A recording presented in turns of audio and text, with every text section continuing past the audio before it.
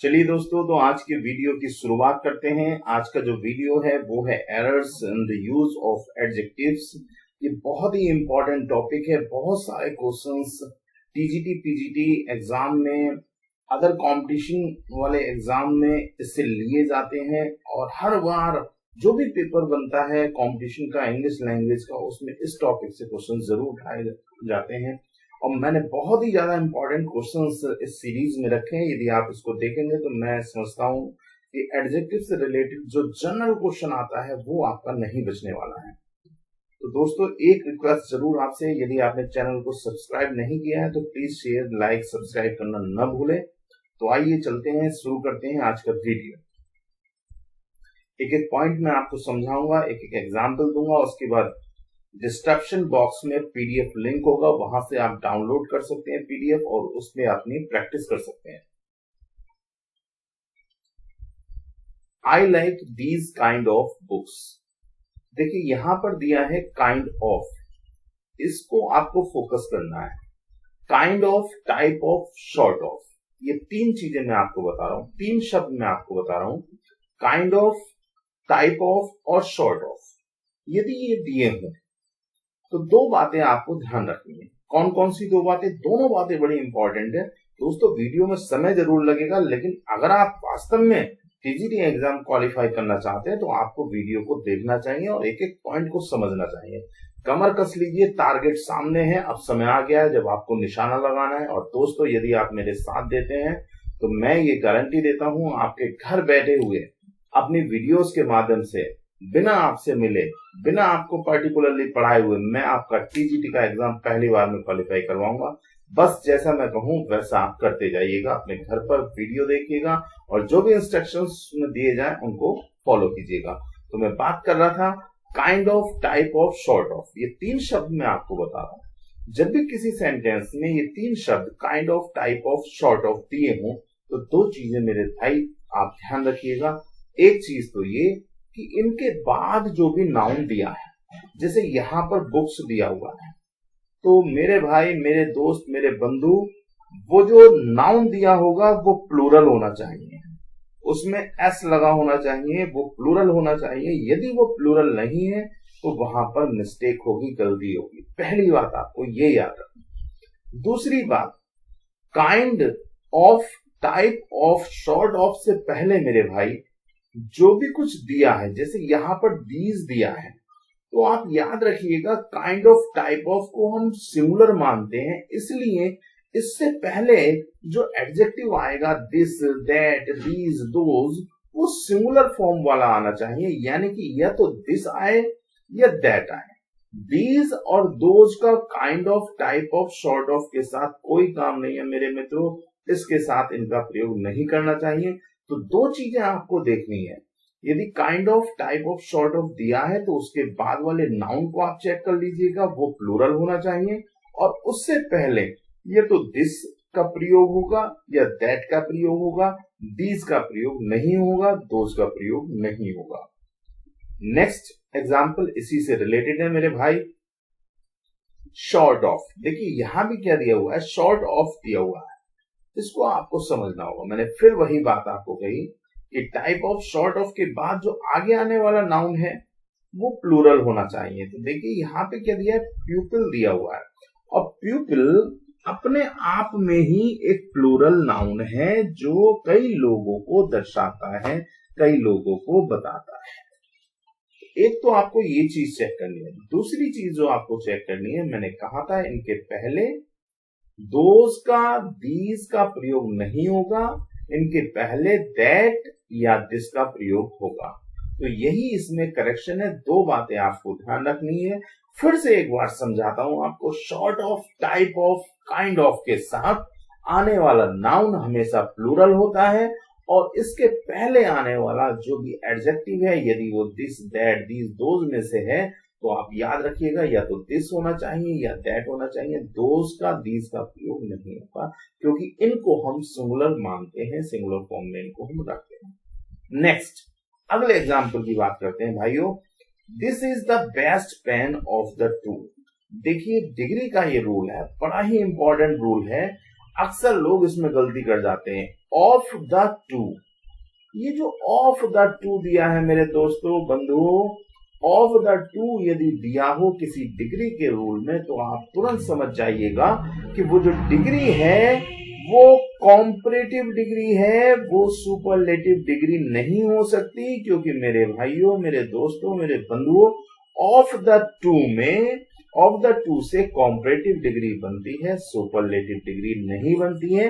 क्योंकि जब भी तुलना दो के बीच में होगी तो वहां पर कॉम्परेटिव डिग्री का प्रयोग किया जाएगा, सुपरलेटिव का प्रयोग नहीं किया जाएगा। अब सबसे इंपॉर्टेंट बात जो मैं आपको बता रहा हूं उसमें आपको क्या देखना है, देखिए उसमें आपको ये देखना है कि ऑफ द टू से कंपैरेटिव डिग्री बनेगी, ये बात तो आपको समझ में आ गई। लेकिन जो गलती होती है वो गलती क्या होगी भाई, कि ऑफ द टू के साथ जो कंपैरेटिव एडजेक्टिव आपको लगाना है, जैसे यहाँ पे बेटर दिया हुआ है तो ये तो आप कर देंगे, अक्सर स्टूडेंट्स ऐसा कर देते हैं। लेकिन एक मिस्टेक वो ये कर जाते हैं कि इससे पहले आर्टिकल द का प्रयोग वो नहीं करते हैं, जो कि बिल्कुल गलत होगा। अब मैं आपको ये जानकारी दे दूं कि जब भी सुपरलेटिव एडजेक्टिव आता है या सुपरलेटिव डिग्री होती है तो उससे पहले द का प्रयोग हम करते हैं, जैसे द टॉलेस्ट, द बिगेस्ट। लेकिन कॉम्परेटिव डिग्री में केवल दो ही जगह ऐसी होती है जहां पे आर्टिकल द का प्रयोग करना चाहिए और करना पड़ता है। यदि आप नहीं करेंगे तो वाक्य होगा आपका गलत। और वो दो जगह में से एक जगह है मेरे भाई, मेरे बंधु, कि ऑफ द टू से जब वाक्य बने कॉम्परेटिव डिग्री का, तो जो कॉम्परेटिव एडजेक्टिव हो ना उससे पहले आप आर्टिकल द लगा देना। ठीक, दूसरा एग्जाम्पल मैं आपको बताऊंगा। यदि कॉम्परेटिव डिग्री में समानांतर वृद्धि या समानांतर ह्रास हो रहा हो तो दोनों तरफ कॉम्परेटिव एडजेक्टिव के पूर्व आर्टिकल द लगेगा। मैंने ओरली बता दिया मेरे भाइयों, जब आगे एग्जाम्पल आएगा तब आपको मैं उसको स्पष्ट करूंगा। तो यहाँ पर आपको केवल इतना याद रखना है कि ऑफ द टू से जो डिग्री बनेगी वो कॉम्परेटिव डिग्री बनेगी और कॉम्परेटिव एडजेक्टिव के पहले आर्टिकल द आपको लगाना होगा। नेक्स्ट एग्जाम्पल देखिए, वही बात यहां पर है सेम, लेकिन एग्जाम्पल को थोड़ा तोड़ मरोड़ के लिखा गया है। क्या कहा गया है, ऑफ द टू बॉयज, दो लड़कों की बात हो रही है। He was certainly the tallest. जब दो लोगों की बात हो रही है तो मैंने आपसे बता दिया कि सुपरलेटिव डिग्री का प्रयोग नहीं होगा, ये बिल्कुल गलत है। ऑफ द टू से कॉम्परेटिव डिग्री बनती है और कॉम्परेटिव डिग्री के लिए आप ईआर या मोर का प्रयोग करते हैं, और जब एडजेक्टिव वन सिलेबिक हो तो आप ईआर लगाते हैं, जो कि आपने यहाँ पे लगा दिया। एक बात। दूसरी बात, जब भी comparative degree of the two से बनेगी तो जो कॉम्परेटिव एडजेक्टिव होगा उससे पहले मेरे भाइयों आर्टिकल द जरूर लगा देना। अगर नहीं लगाएंगे तो आपका वाक्य हो जाएगा गलत। ये बहुत ही इंपॉर्टेंट बात है। नेक्स्ट एग्जाम्पल की ओर चलते हैं। हर ऐसे इज रस्ट देन माइन। देखिए यहां पर रस्ट कहा गया है, और जनरली यदि आपने डिग्री का थोड़ा सा भी अध्ययन किया है तो आपको मालूम है ये जो वर्ड दिया है ना प्यारा सा यहाँ बीच में देन, ये आपको बता दो ये कॉम्परेटिव डिग्री को बताता है, और कॉम्परेटिव डिग्री को बताता है तो एडजेक्टिव भी कॉम्परेटिव होना चाहिए मेरे भाई। बैड, वर्स और रस्ट तीन फॉर्म होती हैं। Bad positive degree, worse comparative degree, और रस्ट जो है वो है सुपरलेटिव डिग्री। और हम देख रहे हैं कि वाक्य में क्या लगा दिया उन्होंने, देन लगा दिया, तो हमको पता लग गया भाई डिग्री जो बनेगी वो कॉम्परेटिव बनेगी। हम इतने भी बेवकूफ नहीं है कि आप हमको इतने आराम से बेवकूफ बना दें। तो हम क्या करेंगे, इसको हमने ये करेक्ट किया और हम समझ गए कि देन के साथ कॉम्परेटिव डिग्री आती है, तो हमने यहाँ पर कॉम्परेटिव एडजेक्टिव लगा दिया। अब नेक्स्ट पे हम चलते हैं। He is more cleverer. हो क्या गलती हुई है, कितना हमको बिल्कुल मूर्ख समझ रहे हैं लोग। देखिए मोर क्लेवरर, ये मैं 1 लाख का नियम आपको बताने जा रहा हूँ, बड़े ध्यान से समझ लीजिएगा। 2 बातें बताऊंगा, अक्सर बच्चे यहीं पर गलती कर देते हैं। देखिए भाई, कॉम्परेटिव बनाने के लिए एक तो हम एडजेक्टिव के अंदर ER लगाते हैं। क्या लगाते हैं? ER लगाते हैं। एक बात, ER लगा करके आप कॉम्परेटिव बनाते हैं। दूसरी बात, आप लगाते हैं मोर। अब भाई मेरे बात ये आती है कि कहां पर हम ER लगाएं और कहां पर हम मोर लगाएं। तो मैं आपको एक फॉर्मूला बता रहा हूं, छोटा सा फॉर्मूला, इसको याद रखिएगा, कभी आपका सेंटेंस गलत नहीं होगा, डिग्री का, वो भी कॉम्परेटिव डिग्री का। देखिए, सिलेबल होता है किसी भी वर्ड को बोली जाने वाली साउंड, उसमें एक वोवेल साउंड। तो जिन शब्दों को बोलने में एक वोवेल साउंड आती है, उनका कॉम्परेटिव बनाने के लिए आप ER का प्रयोग करते हैं। जैसे हमने एक वर्ड लिखा टॉल, तो टॉल वर्ड में आप देख रहे हैं कि एक बार साउंड आया है ए का, जो कि वोवेल साउंड है। ये वन सिलेबिक हमारा वर्ड हो गया। क्या हो गया? One syllabic. तो जब भी कोई एडजेक्टिव वन सिलेबिक होगा, एक सिलेबल वाला होगा, तो इसका कॉम्परेटिव बनाने के लिए आप ER का प्रयोग करेंगे। क्लियर? समझ में आई बात? अमित जी को नहीं आई? अमित जी सुनिए जरा ध्यान से। क्या कि यदि वर्ड वन सिलेबिक है, जैसे टॉल, तो उस टॉल में आपको कॉम्परेटिव बनाने के लिए ER लगाना पड़ेगा। सुपरलेटिव के लिए आपको EST लगाना पड़ेगा। अरे भाई GST नहीं, EST बोल रहा हूं, EST लगाना पड़ेगा।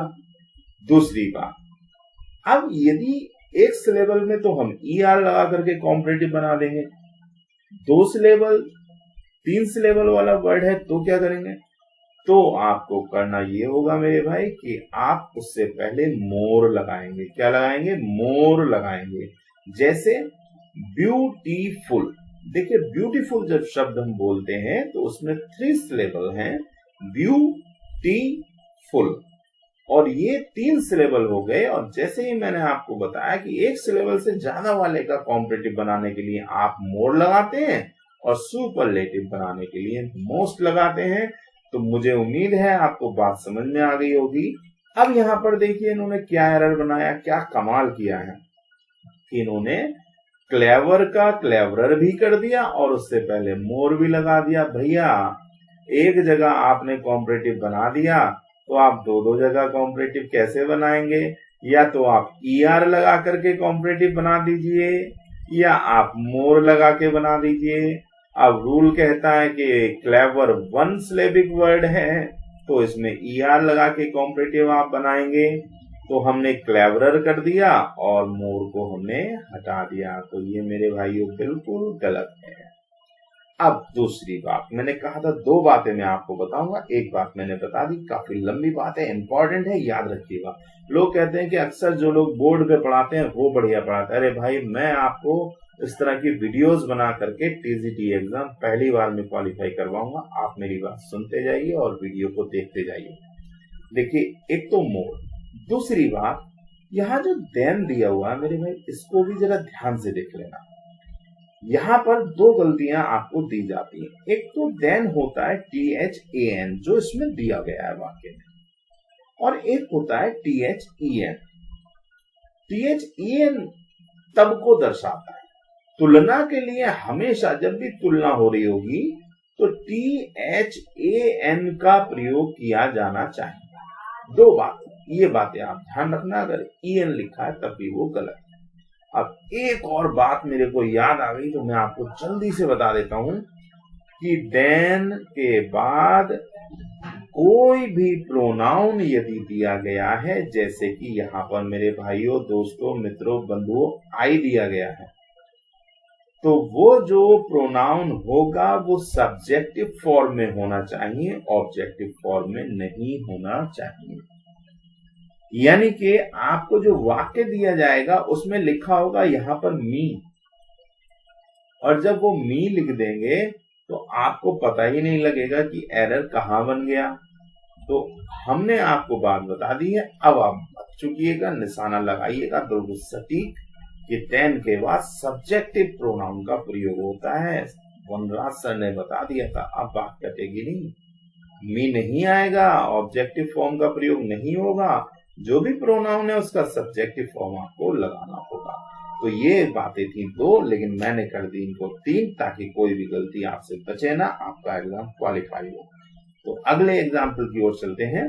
This is the most wisest plan. देखिए, 2 कंपैरेटिव, 2 सुपरलेटिव डिग्री का प्रयोग एक साथ नहीं किया जाता, या इस तरह से बात को कहें कि एक ही वर्ड के, एक ही एडजेक्टिव के 2 कंपैरेटिव या सुपरलेटिव नहीं बनाए जाते।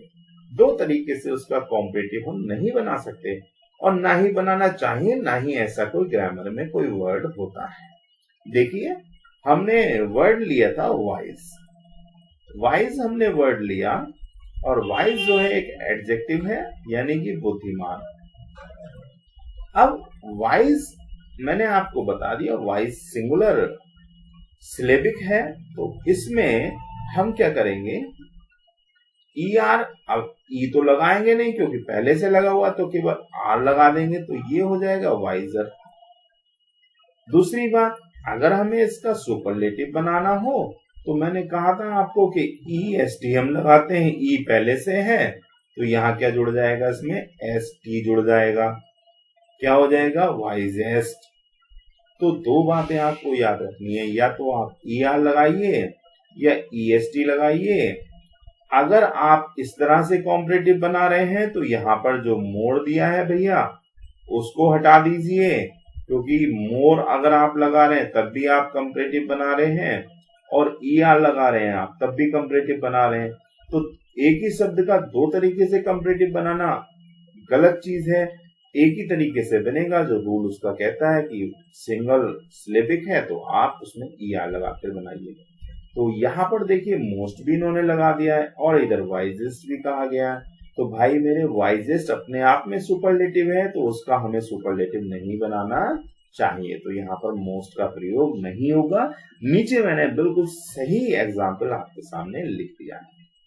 नेक्स्ट चलते हैं, द रोज स्मेल्स स्वीटली। कई बार कई कंपटीशन में ये वर्ड आया है और बच्चों ने इसमें बड़ी गलतियां की हैं। देखिए भाई, स्वीट जो है वो अपने आप में एडवर्ब है। एडवर्ब में ly लगा करके उसका हम एडवर्ब नहीं बनाएंगे। क्यों नहीं बनाएंगे ये मैं आपको बता देता हूं, क्योंकि ये क्वालिफाई कर रहा है यहाँ पर वर्ब को, स्मेल को। द रोज स्मेल स्वीट, तो द रोज स्मेल स्वीट, यहाँ पर ये एस लगाना मेरे भाइयों हम चूक गए, यहाँ पर एस आएगा, इसमें गलती हुई है, इसके लिए क्षमा प्रार्थी हूँ। पर स्वीट की हम बात कर लेते। स्वीट ये वर्ब को क्वालिफाई कर रहा है, और वर्ब को क्वालिफाई करने वाला एडवर्ब होता है, और स्वीट अपने आप में ही एडवर्ब है, तो उसमें ly लगाने की कोई भी आवश्यकता नहीं है। ly लगा करके एडवर्ब बनाया जाता है, लेकिन जो पहले से ही वर्ब एडवर्ब है उसमें आप क्या ly लगाएंगे, तो याद रखिएगा स्वीट एडवर्ब का काम यहाँ पर कर रहा है। Next, bring me any water to drink. देखिए, एनी वाटर, एनी जो है वो काउंटेबल चीजों को जनरली बताता है, और इसका प्रयोग नेगेटिव सेंस में होता है। एनी का मतलब बिल्कुल न के बराबर, और ये काउंटेबल चीजों को भी दर्शाता है। लेकिन जहां पे हम मात्रावाची किसी वस्तु की बात करते हो, जैसे यहाँ पर वाटर, तो वाटर को हम, ये एक क्या है, मटेरियल नाउन है, और इसको मात्रा के रूप में इसकी गणना की जाती है। तो ऐसी चीजों से पहले जो मात्रावाची होती हैं, हम कुछ के सेंस के लिए उनसे पहले सम लगाते हैं।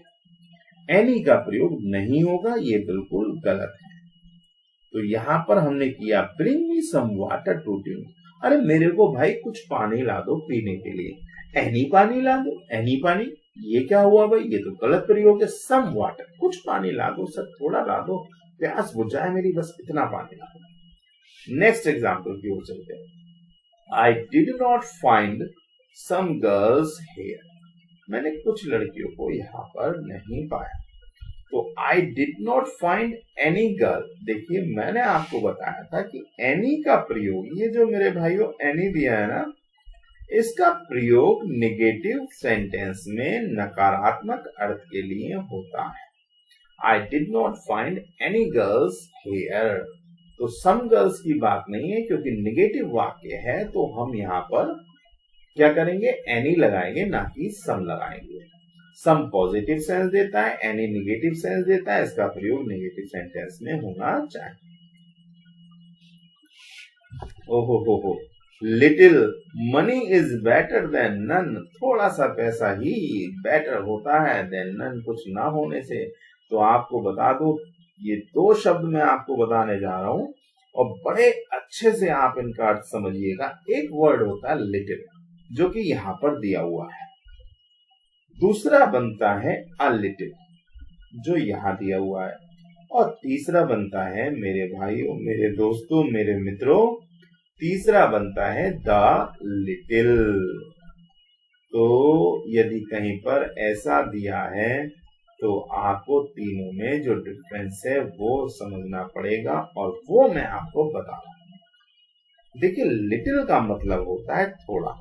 पहली बात तो आप ये समझ लीजिए कि ये मात्रा को दर्शाता है। किसको दर्शाता है? मात्रा को दर्शाता है, यानी ऐसी चीजों के पहले इसका प्रयोग करते हैं जिनको हम तोलते हैं या मापते हैं। दूसरी बात, ये हमेशा जो लिटिल है ये निगेटिव सेंस देता है बच्चों। निगेटिव सेंस इसका रहेगा, नकारात्मक अर्थ ये देता है। तो नकारात्मक अर्थ जब देता है तो इसका मतलब होता है कि न के बराबर। लिटिल मतलब न के बराबर। अब हम बात कर रहे हैं कि भाई कुछ न होने से कुछ होना अच्छा होता है। तो जब कुछ होने की हम बात कर रहे हैं तो उसके लिए हम इससे पहले ए का प्रयोग करते हैं और हम वर्ड यूज करते हैं ए लिटिल। लेकिन लिटिल का मतलब ना के बराबर, ए लिटिल का मतलब कुछ, इतना कि कुछ काम चल जाए। और जहां पर लगा होता है द लिटिल, यानी लिटिल से पहले द लग जाए दोस्तों, तो उसका मतलब होगा जो भी हमारे पास अवेलेबल वस्तु है, चीज है, वो सब। द लिटिल का मतलब वो सब जो हमारे पास है। ए लिटिल का मतलब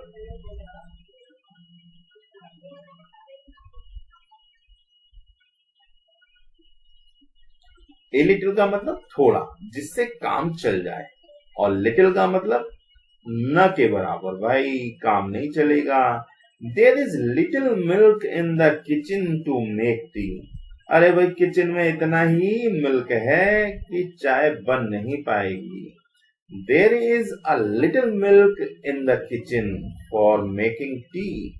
अरे भाई, इतना मिल्क है किचन के अंदर कि चाय बन जाएगी। The little milk was in kitchen.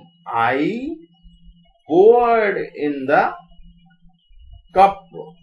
जो भी मिल्क मेरे पास किचन में मौजूद था वो मैंने कप में उड़ेल दिया, डाल दिया। तो देखिए, लिटिल, ए लिटिल और द लिटिल आपको याद रखना है। अब मित्रों, इसी के साथ एक चीज मैं जरूर आपको बताना चाहूंगा, क्योंकि मुझे अच्छा नहीं लगता कोई चीज सामने आ जाए और उसको मैं छोड़ दूं। देखिए, एक तरफ लिटिल की बात चल रही है तो दूसरी तरफ आपको ये भी वर्ड जरूर याद रखना चाहिए, फ्यू। फ्यू की हम बात कर रहे हैं तो सेम प्रोसेस है लिटिल का फ्यू के साथ, ए लिटिल का ए फ्यू के साथ। जो दोनों में मैंने बात बताई है वो दोनों जगह लागू होगी, फ्यू और फ्यू। और यहां पर तीसरा हो जाता है हमारा द फ्यू। The few. तो यहां आपको बस अंतर ये है कि ये मात्रा वाली चीजों के लिए प्रयोग होता है और इसका प्रयोग हम करते हैं संख्या के लिए, यानी उन चीजों से पूर्व जिनकी संख्या बताई गई हो, जिनको हम गिन सकते हो। संख्या बताने वाले शब्दों के पूर्व फ्यू का प्रयोग होता है और मात्रा बताने वाले शब्दों के पूर्व लिटिल, अ लिटिल और द लिटिल का प्रयोग होता है। सेम बात यही है कि जैसे लिटिल नेगेटिव होता है ऐसे ही फ्यू नेगेटिव होता है। जैसे ए लिटिल सकारात्मक होता है, इसका अर्थ कुछ होता है, ऐसे ही अ फ्यू का अर्थ कुछ होता है। जैसे द लिटिल का मतलब जो मौजूद है वो सब होता है, ऐसे ही द फ्यू का मतलब जो मौजूद है वो सब होता है। अंतर इतना है कि फ्यू वाली सीरीज संख्यावाची शब्दों के पूर्व प्रयोग की जानी चाहिए और लिटिल का प्रयोग मात्रावाची शब्दों के पूर्व किया जाना चाहिए। दोनों को याद रखिएगा, अक्सर इनको पूछ लिया जाता है। नेक्स्ट है I spent little money I had. देखिए आई स्पेंड मैंने खर्च कर दी, लिटिल मनी वह सारा पैसा जो मेरे पास था, मैं रखता था, तो मैंने कहा जो भी मेरे पास मौजूद था वो सारा। तो जैसे ही उस सब की बात हो जाती है तो मैंने कहा था लिटिल का प्रयोग नहीं किया जाता, द लिटिल का प्रयोग किया जाता। जो भी हमारे पास मौजूद है उस सब के लिए हम द लिटिल लगाएंगे। Next, she has a little hope of passing this year. देखिए नेगेटिव सेंस है, वाक्य में नेगेटिव सेंस जाना है कि उसको अपने पास होने की उम्मीद ही नहीं है। तो उम्मीद ही नहीं है तो फिर हम ए लिटिल नहीं लगाएंगे, हम लगाएंगे लिटिल, क्योंकि लिटिल जो है वो नेगेटिव सेंस देता है और अ लिटिल जो है वो पॉजिटिव सेंस देता है। दोस्तों याद रखना है, लिटिल नेगेटिव सेंस देगा और अ लिटिल पॉजिटिव सेंस देगा। जब उसको अपने पास होने की उम्मीद ही नहीं है तो फिर हम ए लिटिल नहीं लगाएंगे, हम लिटिल लगाएंगे। Next, I have only little time left with me. देखिए I have only little time, मेरे पास न के बराबर समय है, न के बराबर समय है, इसका मतलब समय बिल्कुल खत्म हो चुका है। और जब भैया समय खत्म हो चुका है तो फिर आप बात कैसे कह रहे हैं, इसका मतलब तो आप मर चुके हैं। तो यहां पर आपको याद रखना चाहिए आई have only a little time, मेरे पास अभी कुछ समय है, कुछ सांसें बची हुई है। तो अ लिटिल यहाँ पे आपको लगाना है, क्योंकि मैंने अब बता दिया आपको लिटिल नेगेटिव होता है और अ लिटिल पॉजिटिव होता है। I have still few rupees. देखिए फिर से वही वर्ड आ गया लेफ्ट विद मी, मेरे पास कुछ पैसे हैं, ना के बराबर पैसे हैं, नेगेटिव सेंस दे रहा है। तो आपको वो रुपीज के लिए काउंटेबल नाउन है, मैंने कहा था संख्यावाची शब्दों के पूर्व हम फ्यू लगाएंगे, मात्रावाची शब्दों के पूर्व हम लिटिल लगाएंगे। यहाँ रुपीज की बात हो रही है, काउंटेबल है, तो उससे पहले हमने क्या लगाया, अ फ्यू लगाया। Next, I read a few books I had. जो भी किताबें मेरे पास थी वो सब मैंने पढ़ी। तो जो भी मेरे पास मौजूद हैं, तो जो भी मौजूद है तो उसके लिए हम लगाएंगे द फ्यू। अगर नाउन जो है वो काउंटेबल हो तो द फ्यू लगाएंगे, और अगर नाउन जो है वो अनकाउंटेबल हो तो हम द लिटिल लगाएंगे। Next, he stayed here few days. वह यहाँ पर कुछ दिन रुका, कुछ दिन मतलब ना के बराबर यानी आधा दिन, तो ये गलत है, नहीं। He stayed here a few days, वो कुछ दिनों तक वहां पर रुका। He has a dozen of cows। बहुत ही इंपॉर्टेंट एग्जाम्पल आ गया दोस्तों, भाइयों बंधुओं, याद रखना, बहुत अच्छा रूल बताऊंगा। दो बातें इसके साथ आपको ध्यान रखनी है। सबसे पहले मैं आपको बता दूं, कहीं पर भी यदि डजन, 100, 1000, मिलियन, बिलियन ये दिया हो तो दो चीजें आपको याद रखनी है। क्या याद रखना है, इंपॉर्टेंट। देखिए डजन, 1000, मिलियन, बिलियन, इनके साथ सीधे सीधे आप नाउन का प्रयोग करेंगे। एक बात, डजन, मिलियन, बिलियन के साथ सीधे सीधे आप नाउन का प्रयोग करेंगे, जैसे यहां पर काउज हमने लिखा है। मुझे उम्मीद है आप मेरी बात समझेंगे, ध्यान से सुनिएगा। डजन, 1000, 100, मिलियन, बिलियन के साथ सीधे सीधे नाउन का प्रयोग होगा, उसके बीच में कोई प्रीपोजिशन नहीं आप लगाएंगे। कब नहीं लगाएंगे, सुन लीजिएगा।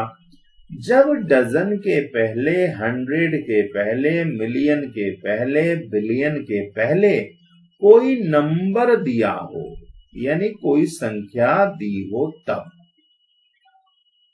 यहां पर क्या दिया है मित्रों, 1 दिया है, यानी 1 का मतलब 1। तो संख्या दी हुई है, जब संख्या दी हुई है तो आप इसके साथ ऑफ नहीं लगाएंगे, आप सीधे सीधे उसके साथ में नाउन लिखेंगे। एक बात ये आपको स्पष्ट हो गया कि डजन, मिलियन, बिलियन, 100, 1000 के पहले यदि नंबर कोई दिया हो, 1 2 3 4 5 6 दिया हो, तो आप उसके साथ सीधे सीधे आगे नाउन लिखेंगे, ऑफ का प्रयोग नहीं करेंगे। ठीक। अब दूसरी इंपॉर्टेंट बात कि ये जो डजन दिया होगा, ये जो मिलियन दिया होगा, ये जो बिलियन दिया होगा, 100 दिया होगा, 1000 दिया होगा, इनमें आप एस का प्रयोग नहीं करेंगे। यानी कि आप dozens, thousands, hundreds, millions, billions नहीं लिखेंगे। अगर कहीं पर ऐसा लिखा हो तो भाइयों, मित्रों, बंधुओं, तुरंत समझ जाना कि ये गलत है। यानी कि अगर कहीं पर लिखा है ए डजन, DOZEN,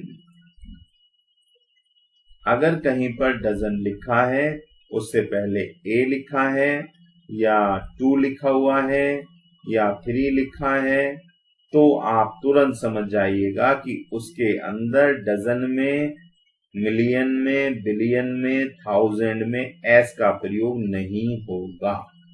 तीसरी मैंने इंपॉर्टेंट बात आपको बता दी। अब सबसे ज्यादा इंपॉर्टेंट बात क्या है, एस का प्रयोग होगा। एस का प्रयोग 1000 में, मिलियन में, बिलियन में, 100 में, डजन में होगा। कब होगा?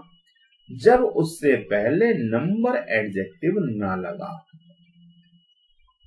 जब उससे पहले 1000 से, 100 से, मिलियन से, बिलियन से पहले नंबर एडजेक्टिव न दिया हो, तब हम उसमें एस लगा सकते हैं। कह सकते हैं dozens of bananas, hundreds of प्यूपिल,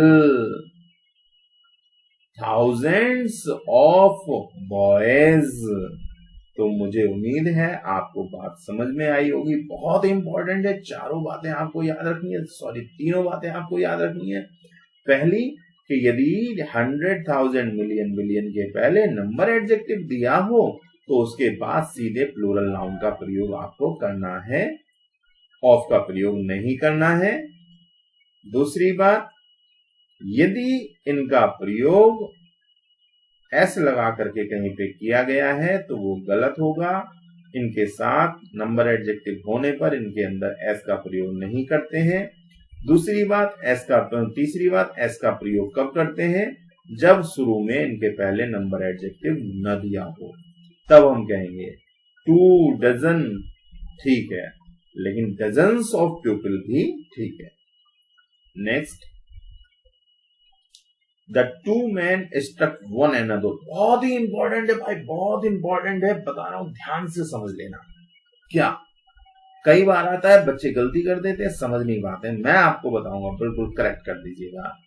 देखिए 2 वर्ड होते हैं, एक होता है ईच अदर, एक होता है वन अनदर। दोनों हमको लगते हैं बड़े अच्छे, बड़े प्यारे, लेकिन अक्सर हम कर देते हैं गलती इनके प्रयोग में। और वो गलती क्या होती है मैं आपको बता देता हूं। देखिए ईच अदर का प्रयोग ध्यान से सुन लीजिएगा, फिर कभी गलत नहीं होगा।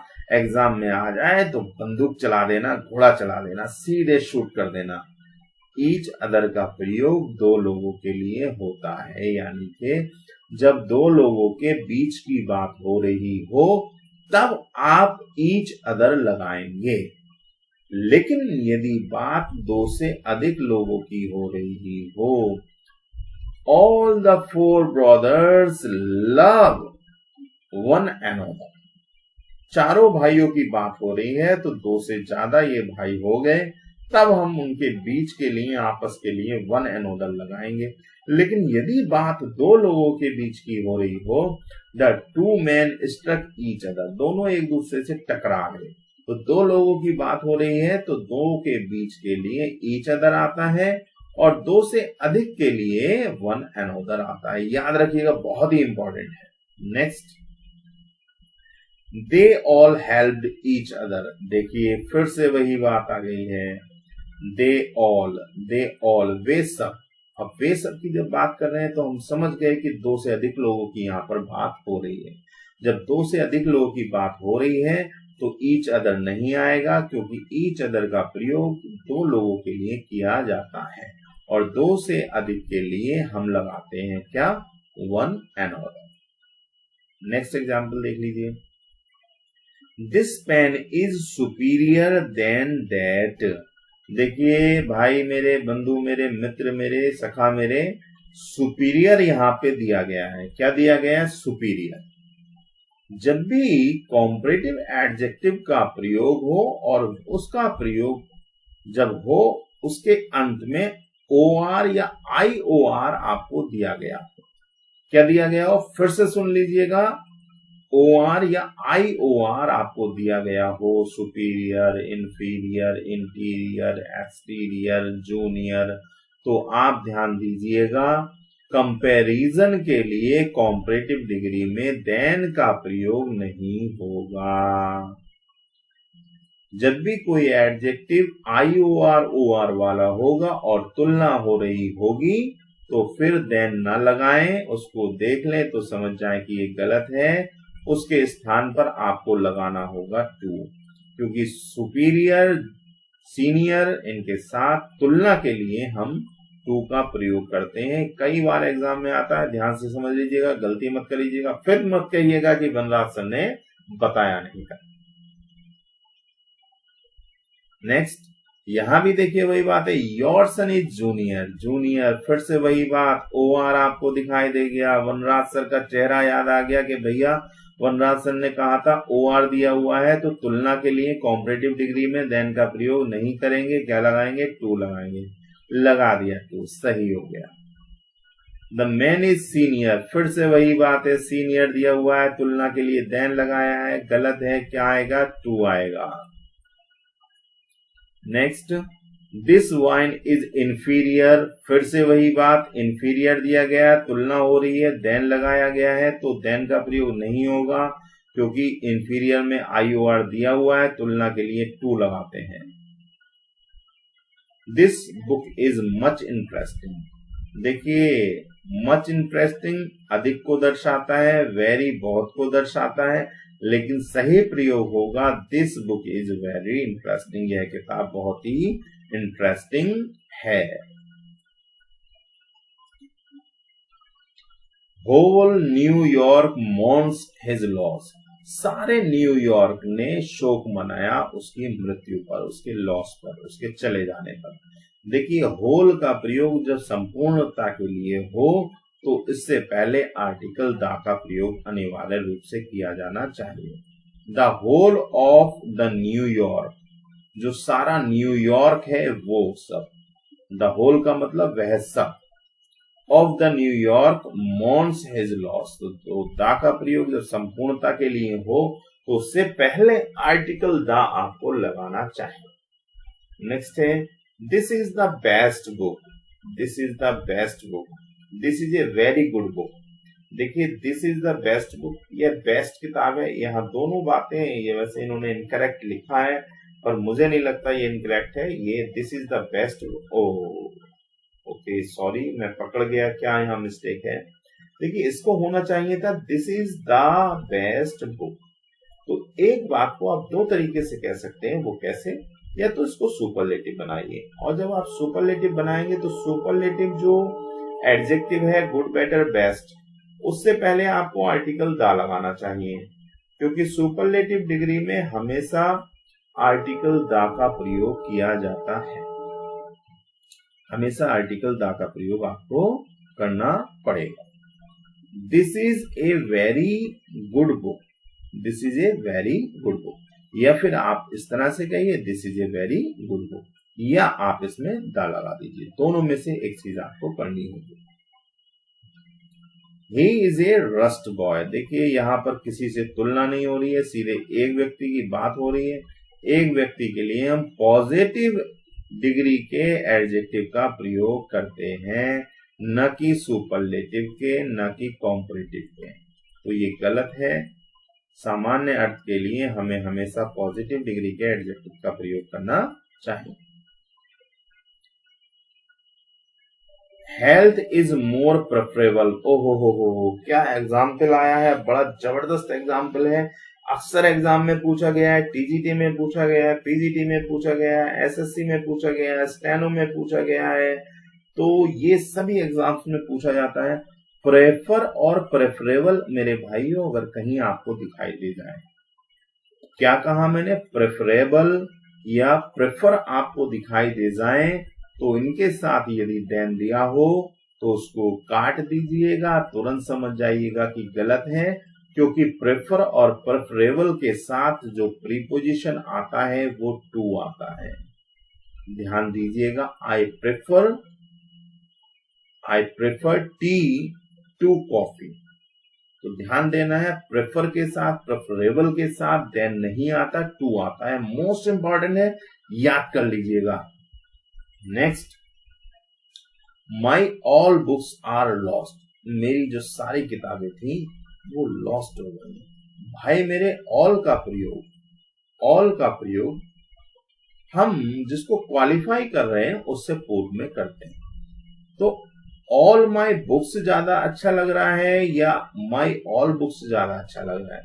ऑल माई बुक्स, मेरी सारी किताबें। तो यहां पर ऑल का प्रयोग शुरू में होगा। Always speak the truth. देखिए, ट्रुथ से पहले टेल ए लाई और द ट्रुथ का प्रयोग किया जाता है। हाँ, या तो टेल ए लाई आप कहिएगा या फिर आप कहिएगा ट्रुथ, और जब ट्रुथ कहेंगे तो आप इससे पहले आर्टिकल ता लगा दीजिएगा। ये इडियोमेटिक रूप में इसका प्रयोग किया जाता है, इसके पीछे ग्रामेटिकल और कोई रूल नहीं है। ट्रुथ जो है वो वैसे तो एब्स्ट्रैक्ट नाउन है, इससे पहले आर्टिकल नहीं आना चाहिए, लेकिन जहां पर इडियोमेटिक वर्ड्स का यूज किया जाता है वहां पर कोई रूल लागू नहीं होता। तो आप सीधे सीधे इससे पहले दा लगाइएगा। अब जो बात मुझे आपको बतानी है वो बहुत ही इंपॉर्टेंट है, उसको इसी के साथ आप नोट कर लीजिएगा, लिख लीजिएगा। देखिए, यदि ट्रुथ की बात हो तो हम स्पीक और टेल दोनों वर्ब का प्रयोग करते हैं। स्पीक और टेल, यानी tell the truth, speak the truth.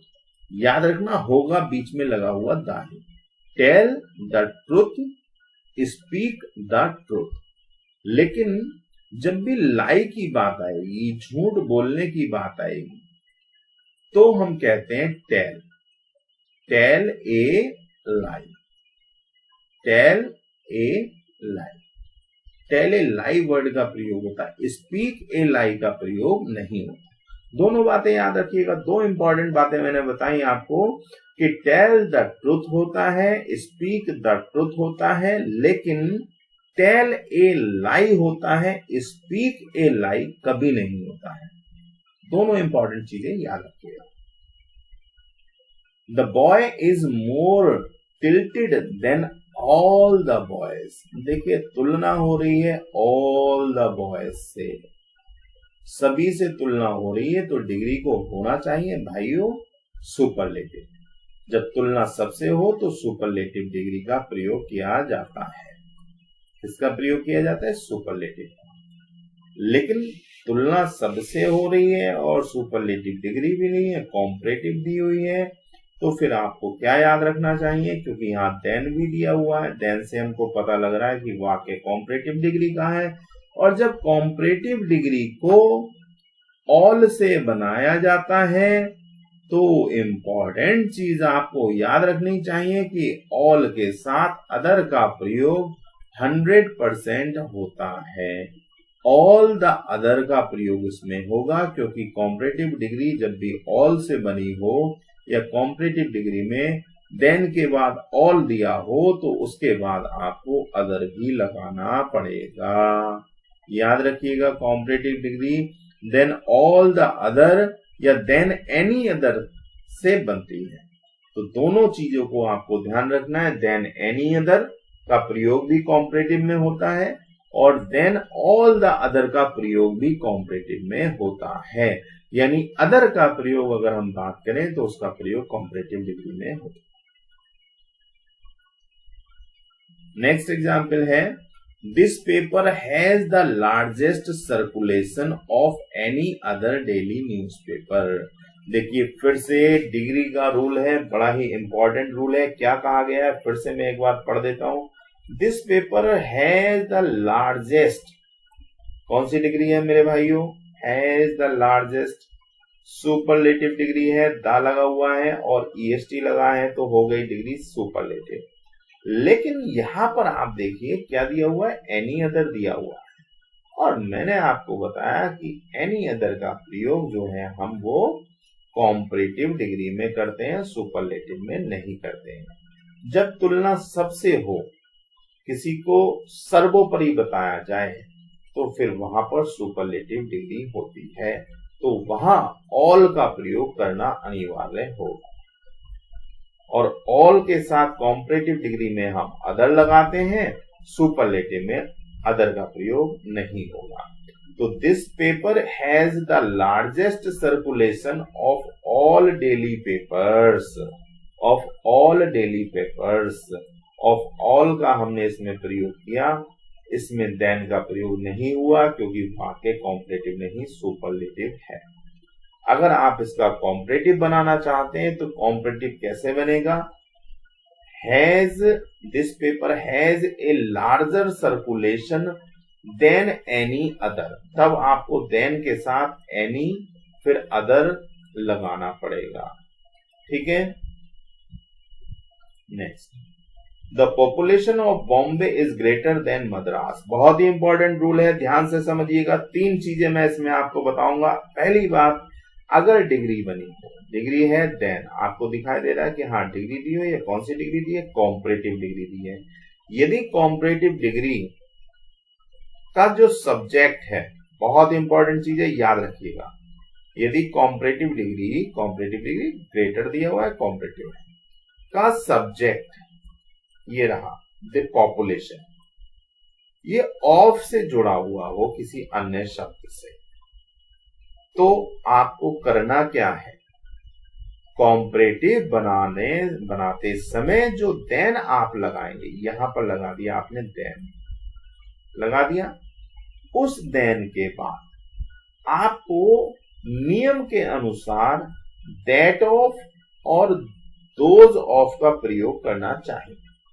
अनिवार्यता है इसकी दोस्तों, भाइयों, मित्रों, बंधुओं, कि यदि कोई भी कॉम्परेटिव डिग्री का वाक्य बनाते समय जो वाक्य का सब्जेक्ट है वो ऑफ से जुड़ करके बना हो तो निश्चित रूप से देन के बाद आपको दैट ऑफ और दोज ऑफ का प्रयोग करना होगा।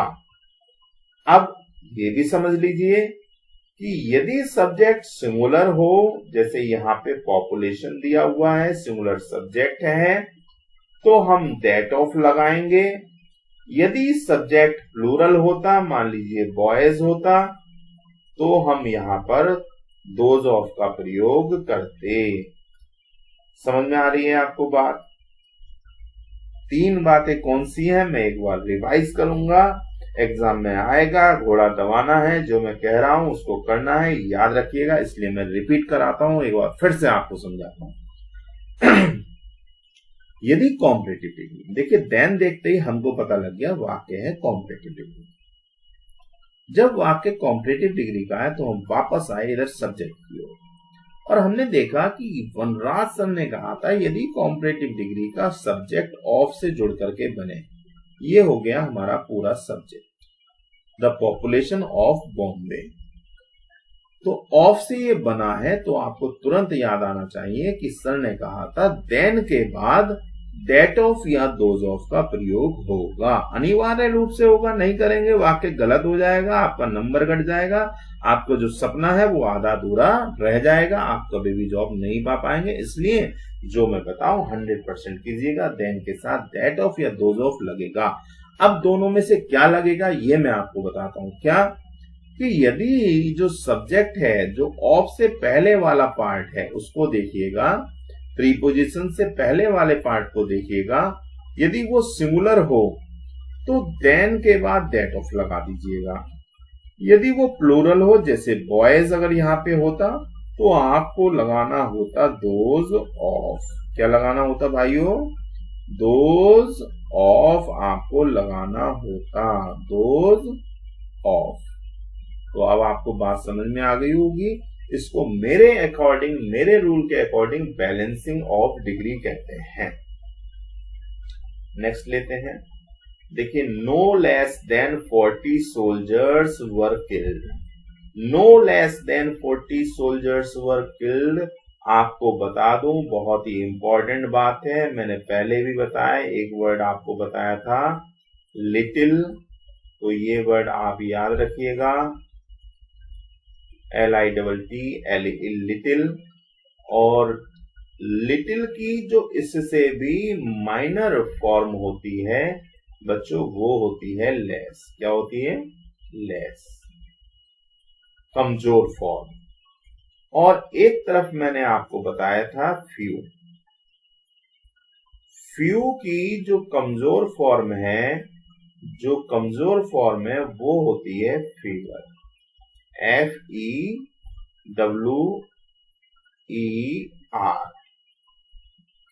फीवर। तो फीवर में अब आपको समझना ये है, मैंने आपको बताया था कि लिटिल का प्रयोग मात्रा वाली वस्तुओं से पूर्व होता है और फ्यू का प्रयोग संख्या के पहले होता है, यानी संख्यावाची नाउन्स के पहले होता है। अब देखिए, यहाँ पे सोल्जर्स की बात हो रही है और सोल्जर्स को आप गिन सकते हैं, तो गिनने वाली वस्तु के लिए हम लेस नहीं लगाएंगे, क्योंकि less is the weaker form of little. यानी कि आप इसको मान के चलिए कि लिटिल लिखा हुआ है, तो लिटिल का प्रयोग हम करते हैं किनके पहले? मात्रावाची वस्तुओं के पहले। और फीवर यानी फ्यू का प्रयोग हम करते हैं संख्यावाची वस्तुओं के पहले, इसलिए यहां पर फीवर का प्रयोग होगा, ना कि लेस।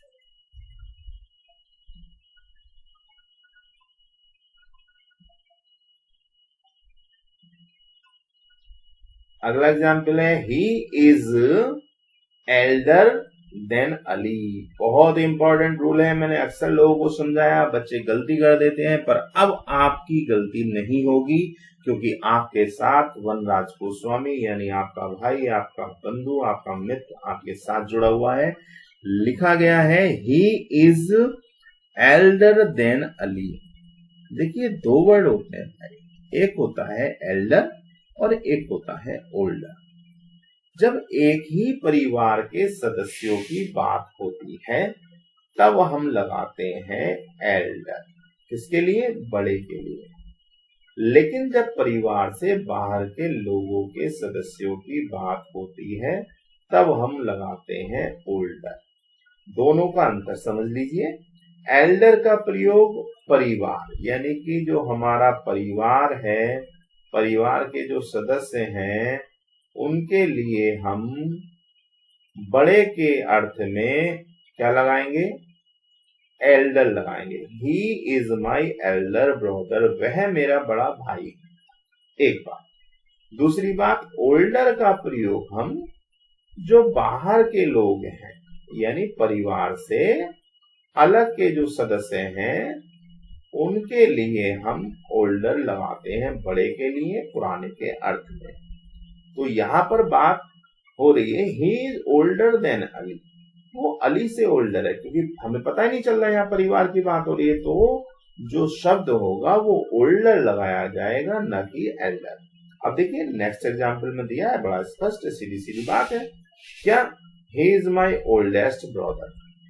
अब भाई की बात हो रही है तो भाई तो फैमिली में होगा, जब फैमिली की बात होती है तो बड़े के लिए हम क्या लगाते हैं? एल्डर या एल्डेस्ट लगाते हैं। ठीक है, मुझे उम्मीद है आपको समझ में आया होगा, आपको वीडियो पसंद आया होगा। यदि आपको वीडियो पसंद आया है तो मेरे भाइयों शेयर, लाइक, सब्सक्राइब जरूर करें और मेरे वीडियोस के साथ जुड़े रहें। मैं गारंटी लेता हूं, मैं घर बैठे आपका TGT एग्जाम पीजीटी एग्जाम पहली बार में क्वालिफाई करवाऊंगा। बस आपको मेरी बात माननी होगी, जैसा मैं कहूँ वैसा आप कीजिएगा। पीडीएफ डाउनलोड कीजिएगा, जो भी मैंने समझाया है वीडियो को पूरा देखिएगा, कोई बात न समझ में आए रिपीट करके देख लीजिएगा, और पीडीएफ आउट करने के बाद, लेने के बाद प्रिंट करा के एक बार अपने से प्रैक्टिस कीजिएगा। फिर आपको पता लगेगा कि वनराज सर ने आपको क्या समझाया है और क्या नहीं समझाया है। वीडियो देखने के लिए आपका धन्यवाद। आपने जो अपना कीमती समय दिया उसके लिए आपका बहुत बहुत शुक्रिया। Thank you so much.